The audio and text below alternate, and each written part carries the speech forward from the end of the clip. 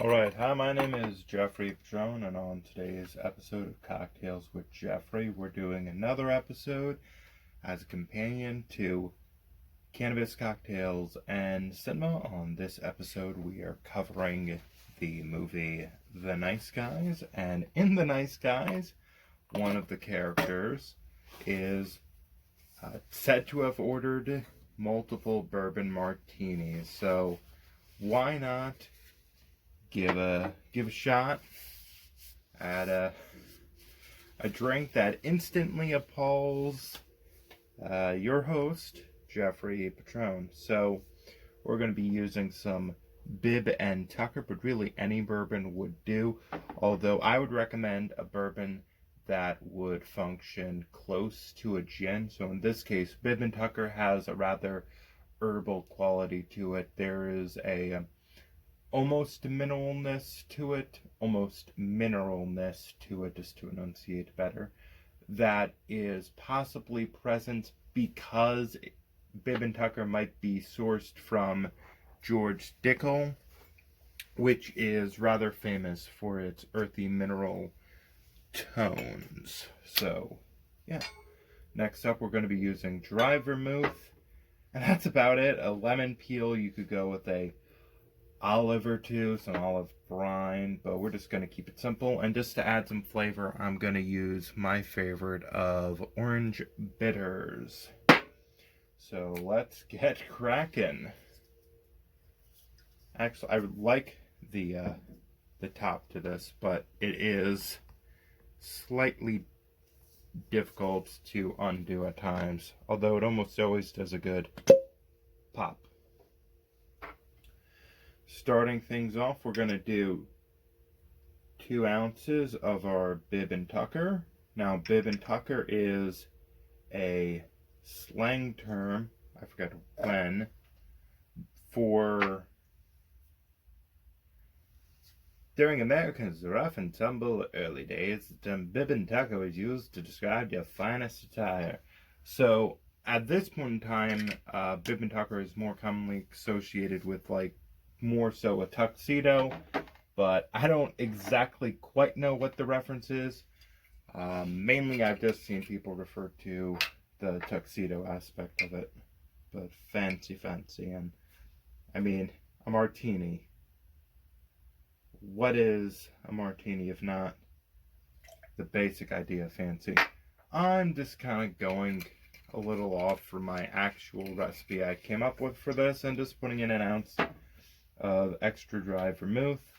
This, of course, has been sitting in the refrigerator, getting it icy cold. Of course, I had an ice cube in the glass. I've had 3 ice cubes sitting in here already. This has been slightly chilled just by nature of it being cold where it was. But because we're making a martini, I do recommend, even though it is a bourbon martini, get the ingredients as cold as possible. And now we're just going to stir it vigorously, although not too vigorous.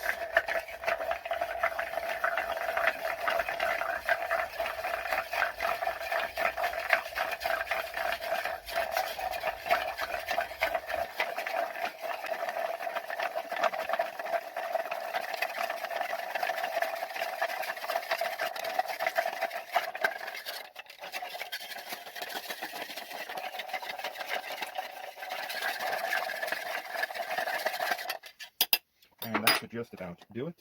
And with that, we're going to take the top of our drink and our strainer, and do kind of a bit of a half-assed double strain. Wowee. And with that, we're just going to do a bit of a half-assed double strain, pretending that we didn't spill a bunch of the drink due to sheer incompetence.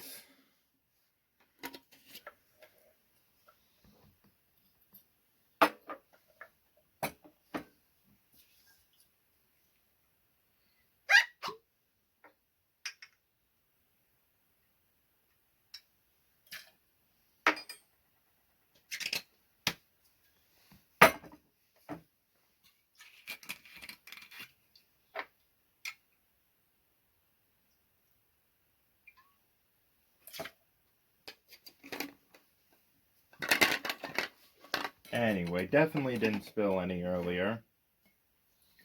Just gonna strain the rest of the drink.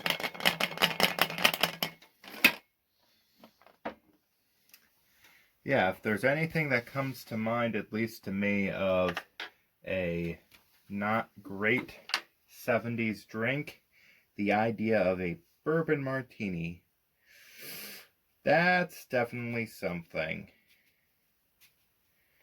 And I'm gonna go for just a real big boy of a lime peel. Sorry, habits die hard. And yeah, I think that's pretty good, and we're gonna try and express the oils. Although, truth be told, I've always had just a real bad luck with that, but we are gonna rub the rim of the glass. We're giving it a bit of a rim job right now, bit of a rim shot before just sliding that in. Sort of as a pseudo garnish, but just, you know, some other flavors in a drop. 2 drops, fuck it. 3 drops of our orange bitters. Mix that up, tuck that down in there. Just give it a nice fold. Just crush your dreams. And yeah, it's really late at night. But here we go. Here's the bourbon martini.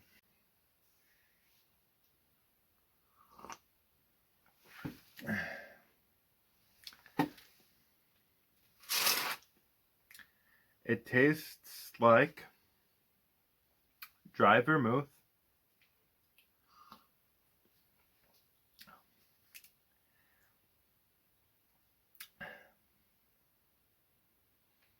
And I mean, it tastes like bourbon, but it has this ginny quality, almost like a barrel-aged gin. Almost. This would definitely go better if you just went with a barrel-aged gin.